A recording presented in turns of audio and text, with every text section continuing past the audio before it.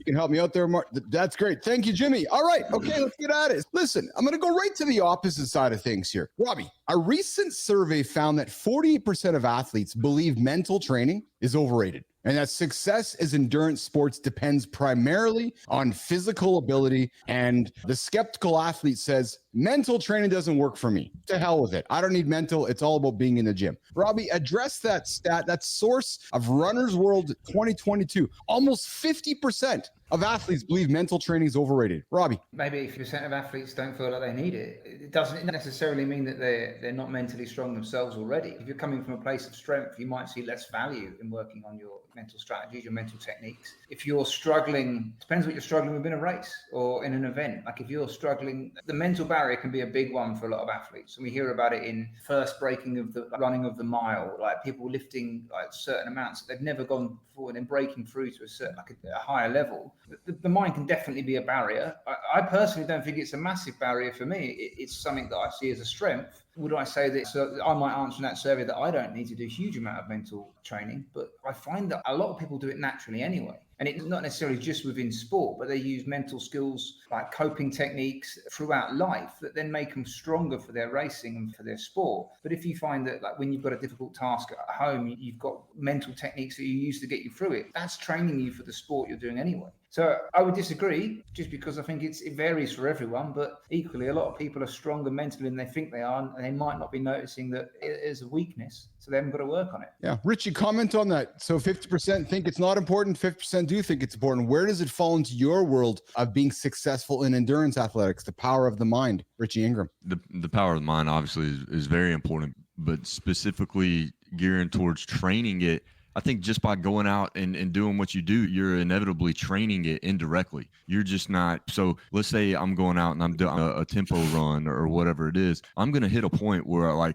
okay, I still have 30 more minutes to go and I'm fucking hurting. Okay, this is fucking growth. Like I got this. And so every time that I'm doing that, I am training my brain. I'm just not sticking aside 30 minutes a day to do it. Now on the flip side of that, I do love to meditate. I love the journal, and I think those things help, but I don't know if they're a direct correlation to how my performance is physically, right? I think they're just help me, my emotional stability throughout the day. So I think, man, you just keep showing up and fucking crushing it. You are training your brain to get better. That's habits, Johnny. Yeah, no, I agree with that. And there's no question that having the showing up and doing the work is definitely a big part of training the brain.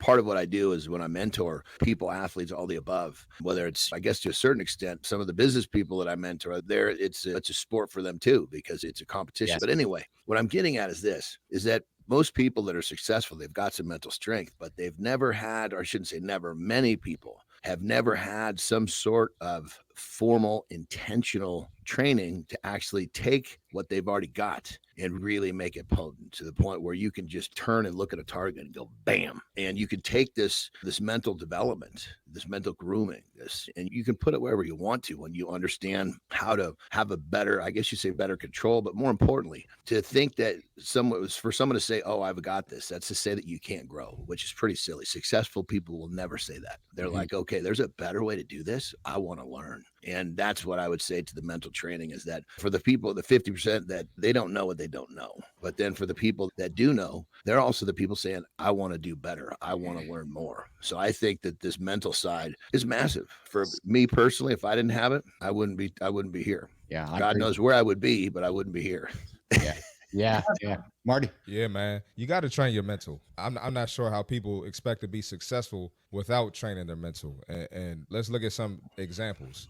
Let's look at Michael Jordan. Back in the 80s, before he even won the championship, he was getting his ass kicked in the East. So he calls Tim Grover, hey, I got to get stronger. Him getting in the weight room, putting that work in, that's training his mental. They weren't lifting weights like that back then. So that was new. That was something different. Same with Kobe, right? Yeah. Maybe his mental training was a little different. He came straight from high school and was sitting on the bench, coming in shooting air balls. So he had to get in extra work, extra shots, build his confidence. And it might be different in business. Maybe it is going to the gym for you, but whatever that is, whether that's reading, whether that's hiring a mentor, whatever it is, you got to do something to train your mental, because the most successful people don't get to those household name levels without training their mental. So it only makes sense. Yeah. Robbie? Can I flip that on its head as well? And there's a really good academic in in Italy called Professor Samuel Macora, and they did a test where they had people doing like a 10K endurance test, and beforehand, one group were doing 90 minutes of mentally draining activity. One group was relaxing for the 90 minutes beforehand. And they showed there was a direct performance correlation between the group that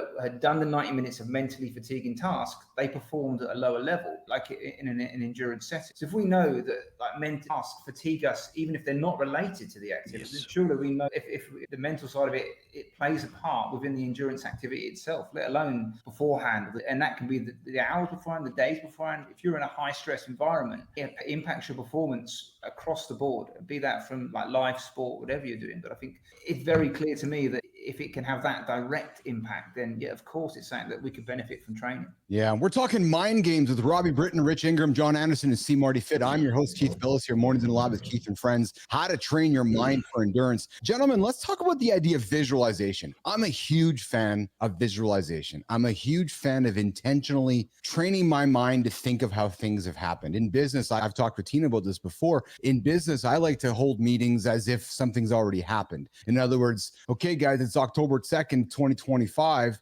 What have we accomplished in the last month? By changing verbiage, you change your mindset. To me, that's like visualization. I talk to my son all the time playing hockey. Imagine what it's like going in the corner. Imagine what it's like a shift after shift. So when you go out there, it just happens naturally. Robbie and Rich, looking at you two boys, talk about the power of visualization when you're about to go on a 18-hour run. Are you thinking about hour 20 and how fucking tough it's going to be and what you need to do in your head to get to hour 24? Talk about visualization, Robbie Britton. So I look at visualization in two different elements of it. So I like positive visualization and negative visualization is another technique I might use. And I might not use this in the week or the 2 weeks before a race. A bit earlier, a bit further down the line, I'm going to go through I'm going to visualize stuff going wrong, right? And I'm going to really start to cope and find ways to deal with it so that when if it does happen in the race, I've already gone through this scenario, already gone through several different scenarios. So I'm mentally and potentially physically prepared for some of the potential scenarios that are going to upset me on the day. And then the closer it gets to the race, all those visualizations become positive.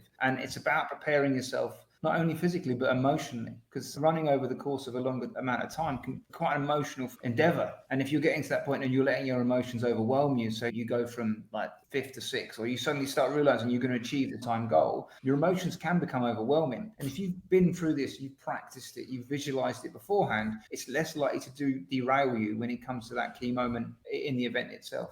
Yeah. Richie. I don't do a lot of visualization. And I think for me, my whole thing is purpose. So I'm not saying that I don't look at what the end state is 100%. I'm focused on what that goal is. And to get there, same thing as what Robbie was talking about. We learned this in the military, right? We want to look at almost like a choose your own adventure book. Okay, we're at this step. We know that this is a pivotal point in the mission. What can go wrong? What can go right? If it goes down this way, then now we need to go down this rabbit hole and see what can go wrong there, what can go right there. And then, so to me, that's just proper planning, right? So we've done our proper planning. We know things are going to get fucking shitty. Okay, what are you going to do when you're at this point, when it's the witching hour at 3 o'clock in the morning, which Robbie normally finishes these races while it's still light outside. I'm more of a finishing in the dark. So when it's 3 o'clock in the morning and you're fucking tired and your body is just like basically on a fucking trip, what are you going to do at that point? And so that's where the purpose for me comes in. But I'm not thinking about that point, like how I'm going to feel. The emotion, you have to take emotion out of it. So when I'm planning or I'm at mile 20 and I'm sucking like, okay, if I'm feeling this terrible now, what am I going to feel like myself? No, I don't fucking do that. It's like we cross that bridge when we get there, because all we're doing is just giving ourselves undue anxiety, and that's just pointless. So that's how I go about it. Yeah. All right. We're hanging out with Rich, Keith, Johnny, and Marty, and Robbie Britton talking endurance in the deep dive segment here on Mornings in the Lab. Now we're going to take a break. We're going to go into the lifestyle tip, and then we're going to come back and get into a conversation with George Jensen on the protein break. We're going to talk protein, endurance, different kinds of protein, and so forth to keep us fueled. And then we're going to come back with Morning Loop Reloaded, and then we'll get into the gym with John and Marty and so forth.